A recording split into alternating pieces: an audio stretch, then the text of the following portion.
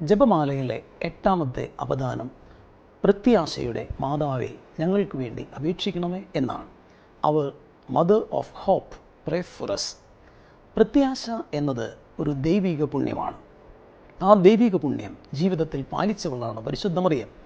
ലോക പ്രശസ്തനായ ശില്പി മൈക്കൽ ആഞ്ചലോ സുന്ദരമായ ഒരു ശില്പമുണ്ടാക്കി. പിയത്ത യേശുക്രിസ്തുവിനെ കുരിശിൽ നിന്ന് ഇറക്കി മടിയിൽ കിടത്തി വിലപിക്കുന്ന അമ്മയുടെ ശില്പം. ആ ശില്പം ഉണ്ടാക്കിയതിനു ശേഷം ധാരാളം പ്രശസ്തരായ കലാകാരന്മാരെ അദ്ദേഹം വിളിച്ചു വരുത്തി. അവരുടെ അഭിപ്രായങ്ങൾ ആരാഞ്ഞു. ആദ്യമായാണ് അദ്ദേഹം അപ്രകാരം ചെയ്യുന്നത്. അങ്ങനെ ഒരു കലാകാരൻ അദ്ദേഹത്തോട് ഒരു കുറവ് പറഞ്ഞു. അദ്ദേഹം പറഞ്ഞു, പരിശുദ്ധ മറിയം മടിയിൽ കിടത്തിയിരിക്കുന്നത് മരിച്ചുപോയ തൻ്റെ മകനെയാണ്. പക്ഷേ മറിയത്തിൻ്റെ മുഖത്ത് ആ ദുഃഖം കാണുന്നില്ല. മരിച്ച മകനെക്കുറിച്ച് വിലപിക്കുന്ന ഒരമ്മയുടെ മുഖമല്ല മറിയത്തിൻ്റെ മുഖത്തിനുള്ളത്.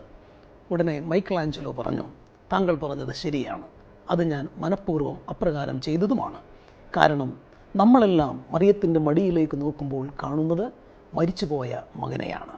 പക്ഷേ മറിയം തൻ്റെ മകൻ്റെ മുഖത്തേക്ക് നോക്കുമ്പോൾ കാണുന്നത് മരിച്ചുപോയ തൻ്റെ പുത്രനെയല്ല, 3-ാം ദിവസം ഉയർക്കാനിരിക്കുന്ന തൻ്റെ പുത്രനെയാണ്. ഉദ്ധിതനാകാനുള്ള മരണത്തെ ജയിച്ച തൻ്റെ പുത്രനെയാണ്. അതുകൊണ്ട് അവൾ പ്രത്യാശയുടെ അമ്മയാണ്.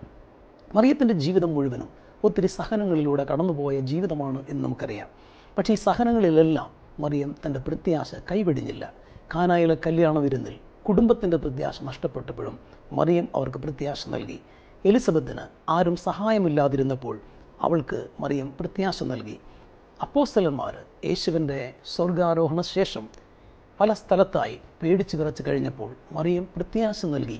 അതുകൊണ്ടാണ് പെന്തക്കോസ്തായിൽ അവർ ഒരുമിച്ച് ആയിരിക്കുവാനായിട്ട് സാധിച്ചത്. റോമാക്കാർക്ക് എഴുതിയ ലേഖനം 5-ാം അധ്യായം 5-ാമത്തെ വാക്യത്തിൽ പൗലോസ് അപ്പോസ്തലൻ ഇപ്രകാരം പറയുന്നു, പ്രത്യാശ നമ്മെ നിരാശരാക്കുന്നില്ല.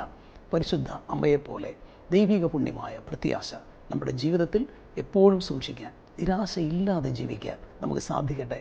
കാരണം കർത്താവ്, ഉദ്ധിതനായ കർത്താവ്, ഇന്നും ജീവിക്കുന്ന കർത്താവ് നമുക്ക് പ്രത്യാശ നൽകുന്ന ദൈവമാണ്.